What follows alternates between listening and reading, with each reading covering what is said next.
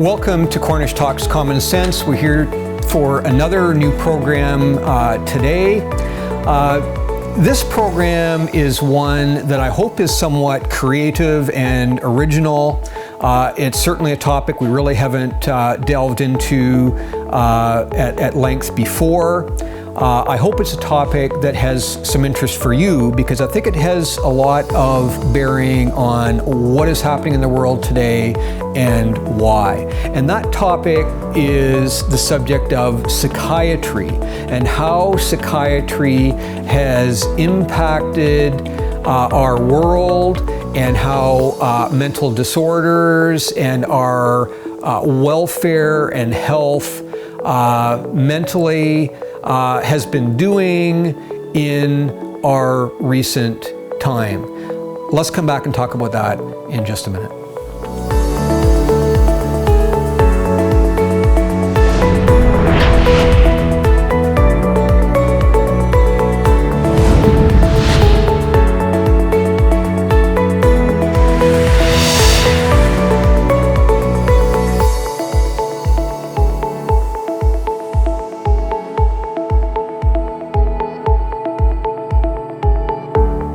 Welcome back. As I just mentioned to you, I want to talk in our program today about mental health and about the field of psychiatry and how those have both impacted on our world in a growing trend in the recent years. So let me start you off by perhaps shocking you with something that I'm going to predict you have never heard before. And so what I'm going to tell you is, would you believe me if I said to you that trauma, traumatic memory, and the whole idea of post-traumatic stress never existed before the early part of the 1900s.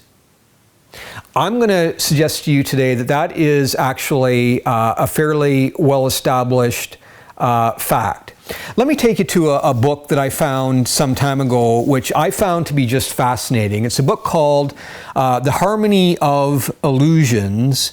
The subtitle is Inventing Post-Traumatic Stress Disorder. And it's by a McGill professor, I believe, Alan Young.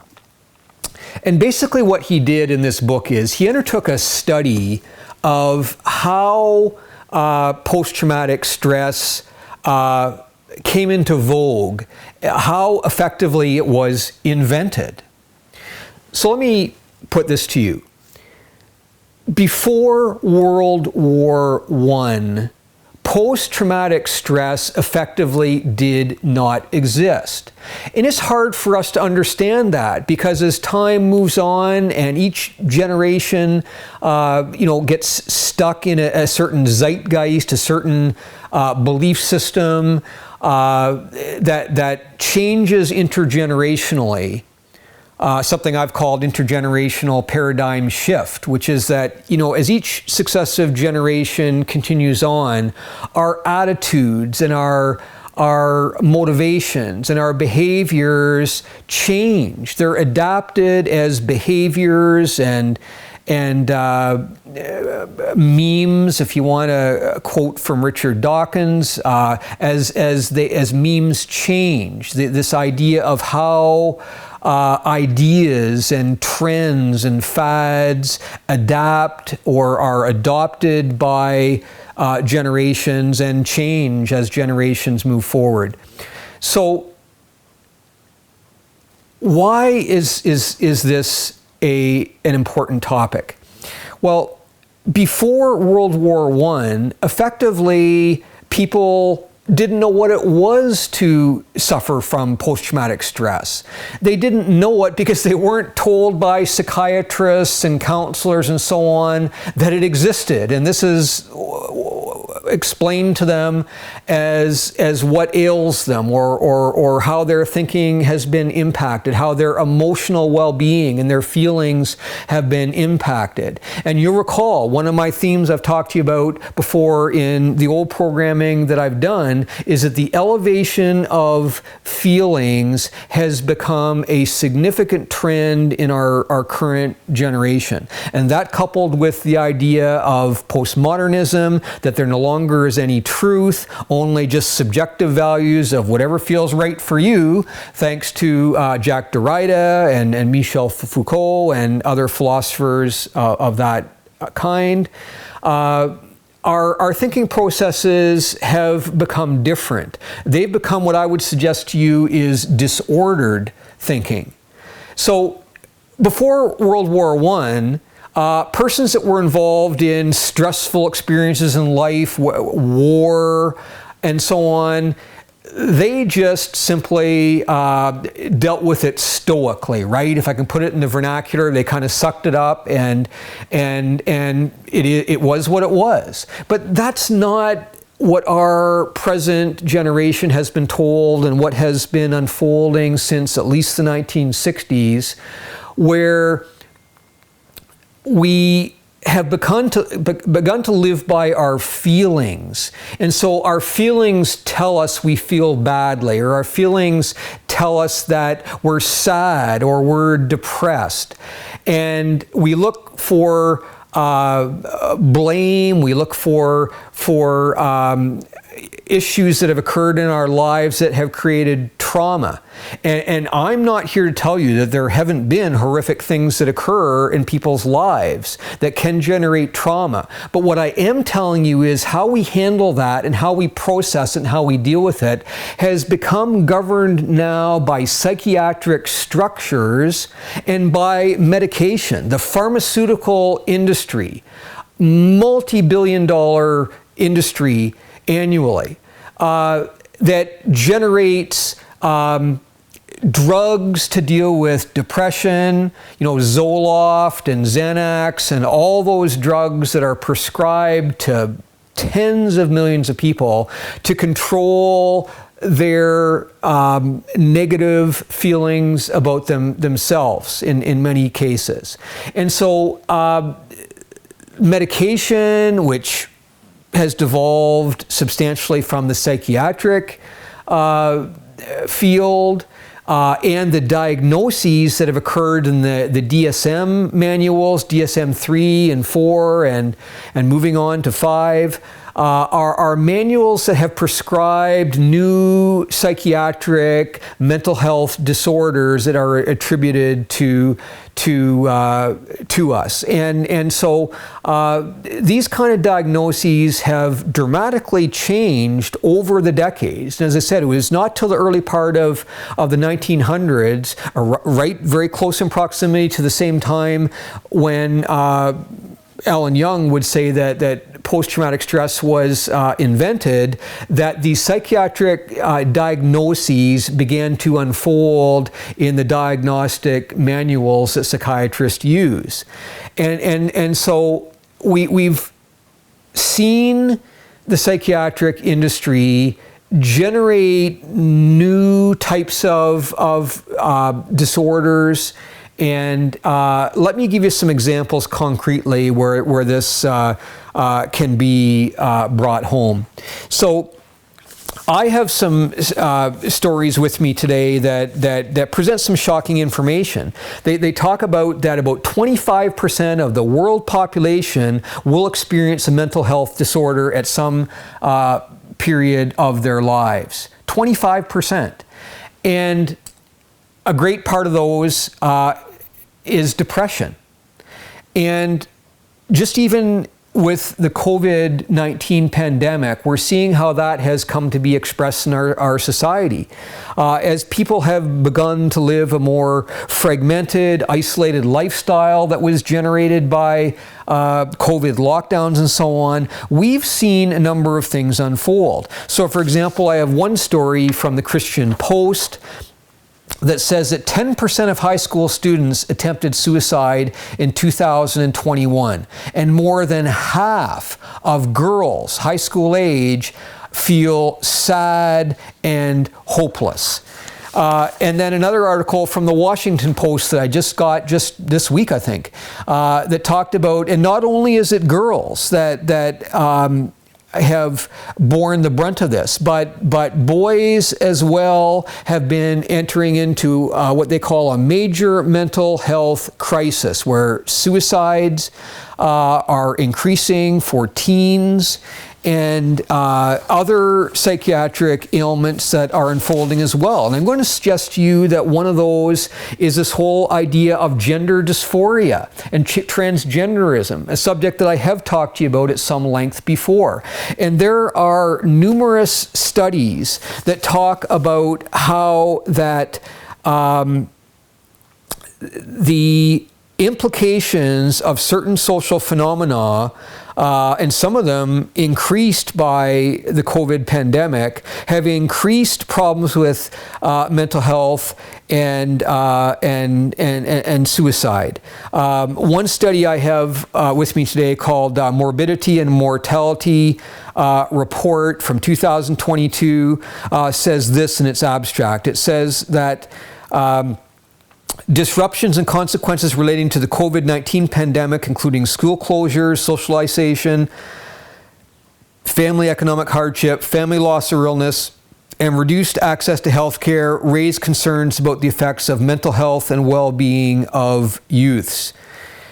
And it goes on and talks about all of those issues that have unfolded, particularly in recent times, associated with mental health consequences that have been occurring.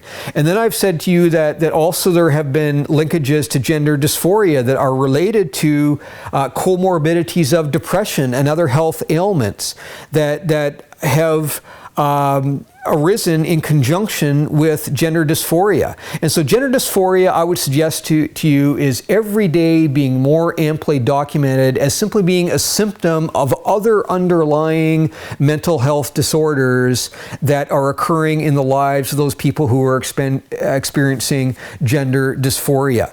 And I will say this to you, as I've talked about in the past programs, about this social contagion of gender dysphoria. How else can it be explained?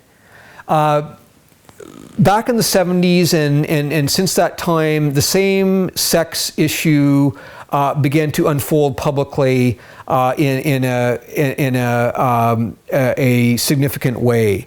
And so many psychiatrists and doctors, and I would include among those people like Dean Hamer and Simon LeVay, who undertook studies to suggest that homosexuality was something that you were born with, that they were born that way. And I would suggest to you that really was propaganda they put out. Their studies have been substantially discredited. And what they were attempting to say is, look, you can't blame this behavior on us because we're born that way. And of course, there's been a lot of controversy and contention over that ever since. But I would suggest to you that the evidence of it being generated genetically has significantly diminished, and the idea of it being a behavior that has links to some epigenetic features but is substantially borne out by lifestyle issues is becoming far more persuasive. And it really makes common sense, because if we understand how the underlying ideology that's generated the support for same-sex behavior has worked very hard to construe that as, instead of a behavior, as an identity. So now it's taken on the mantle of being an identity, a type of person, a category of humanity, as opposed to simply a manifestation of human behavior. And that has shaped the agenda, and I would submit to you, in a very distorted manner of how it's perceived today. So let's contrast that to now this new idea of gender dysphoria and transgenderism. So I have some statistics with me today that talk about a record number of people identifying as LGBTQ and a significant number of people now increasing in transgenderism orientation. So let me give you a few of these statistics. So a Gallup survey from 2022 has now said that 7.2% of American adults identify as LGBTQ. And that's almost doubled over the course of about a decade. And so from 2012, for example, when 3.5% of American adults considered themselves LGBTQ, and now in 2021, 7.1, a doubling. How could that occur? Well, we know it couldn't have occurred from genetic birth considerations born with that identity, because that obviously would be impossible to occur by genetic explanation. The only explanation that can account for that is the social contagion, that people have picked it up as behavior, as a social contagion. That's the only plausible explanation that can explain that level of increase. So now, and let me make this point even more clear in light of the intergenerational paradigm shift argument that I made to you just a few moments ago. So right now, Generation Z, those born from 1997 and 2004, now identify almost 20% as LGBTQ. Millennials born from 1981 to 1996 are 11.2%. And Generation X, only 3.3%. And going back even beyond that, baby boomers 2.7 consider themselves to be LGBTQ. So how can this doubling of people identifying with that so-called identity, how could that possibly be explained other than by social contagion? Certainly not by genetic birth factors. That could never plausibly explain this. So the evidence of social contagion explaining this is overwhelming. And again, so where does that come from? Well, I would submit to you that there's been a great movement psychiatrically to normalize sexual behavior in ways that previously would be considered abnormal or even perverse. And so this is largely a psychiatric phenomenon. And so if you look at the literature on it over gender dysphoria, they will verify this, that studies are showing clearly, and I would submit unequivocally, that gender dysphoria is growing at the proportions I've just indicated to you because it is a socialized phenomena, a social contagion that is growing among peer groups, among generational groups, based on the influences that are exerted on them in media, in the entertainment industry, and other manifestations that have created this kind of thinking that is growing and developing into the kind of gender dysphoria that we see today, and not in any prior generation, in no prior generation. And again, to harken back to some of my prior programming and biblical views on that, you'll see in Romans chapter 1 and other locations where it talks about people changing their sexual proclivities and changing the way they view their bodies and the way they use their bodies. Something that the Bible speaks to from thousands of years ago. And yet only now do we see it unfolding in the present generation. In ways that has never occurred before. So the psychiatric handling and management of this kind of thinking, this kind of of perception of behavior has unfolded only as psychiatry has become to grow in prominence and to be embellished in our modern world as to its significance in diagnosing conditions of mental health and of behavior. So psychiatry has a lot to do with notions that range from post-traumatic stress disorder to how we consider mental health, bipolarism and depression and schizophrenia, and all of these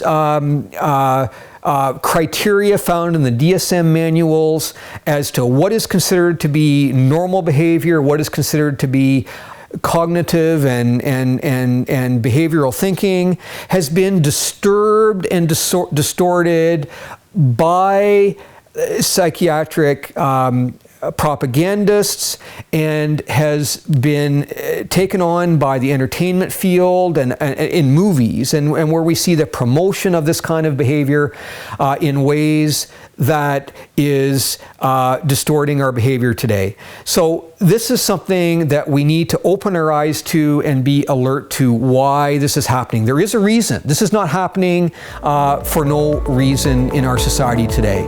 So I hope you get an understanding of that that's greater than what you did coming into this program. Thank you for listening. We'll see you again.